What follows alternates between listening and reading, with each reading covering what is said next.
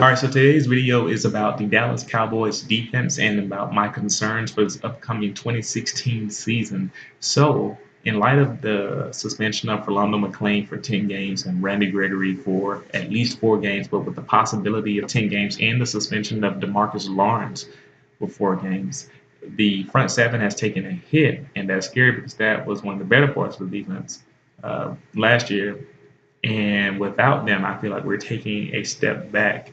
Not to say that we can't be a good defense, but we are definitely taking a step back with the loss of all that talent.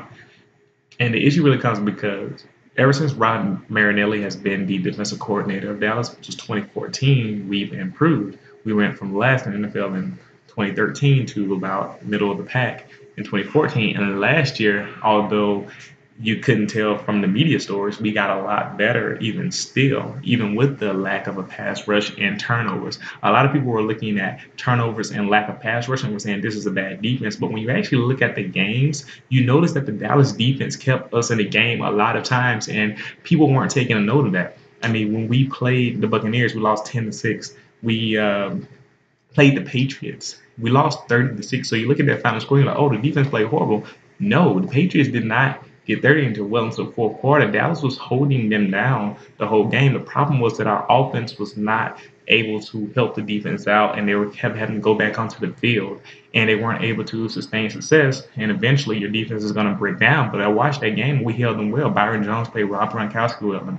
Gronkowski beat him, but they actually played pretty well.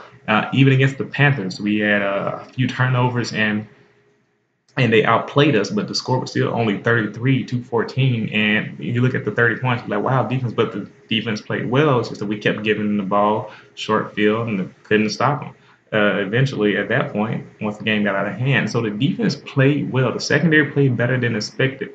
Rod Marinelli is making his team better. The problem is that the offense didn't help out.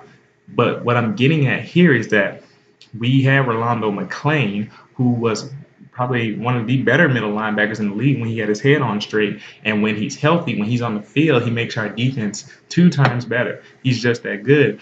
The issue is he's been having problems with the drug testing and whatever issues. And I attribute a lot of those issues to the fact that he doesn't have that support system under Nick Saban at Alabama anymore.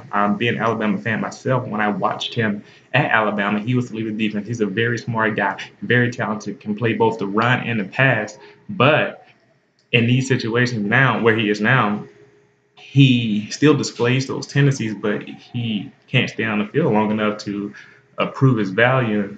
Now it's culminated in a 10-game suspension and possibly his removal from the team, which would be a big waste of his talent, in my opinion. And without him, we still have Sean Lee and Anthony Hitchens. The problem is that he was our true middle linebacker. He was big. He can stand up to the pressure and the weight and all the things needed, responsibilities to be the middle linebacker in the Rod Marinelli defense. And it's kind of tough because I don't envision Sean Lee and Anthony Hitchens holding up in that middle linebacker spot. So that's one thing to look out for, and not to mention the lack of pass rush, which takes an even bigger hit because Gregory and Lawrence won't be there, who are our best defensive ends.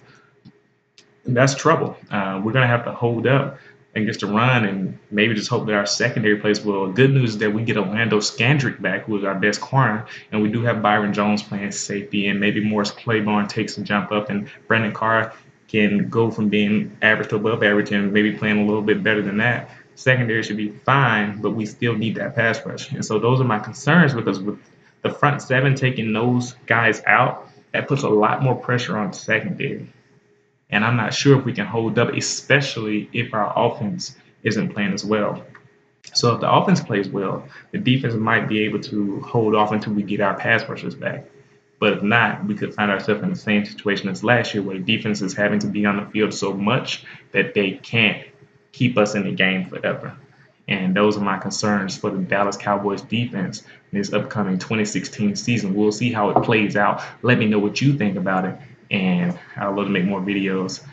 Thank you for responding. Thank you for watching, I should say, and be on the lookout for more videos. Thank you.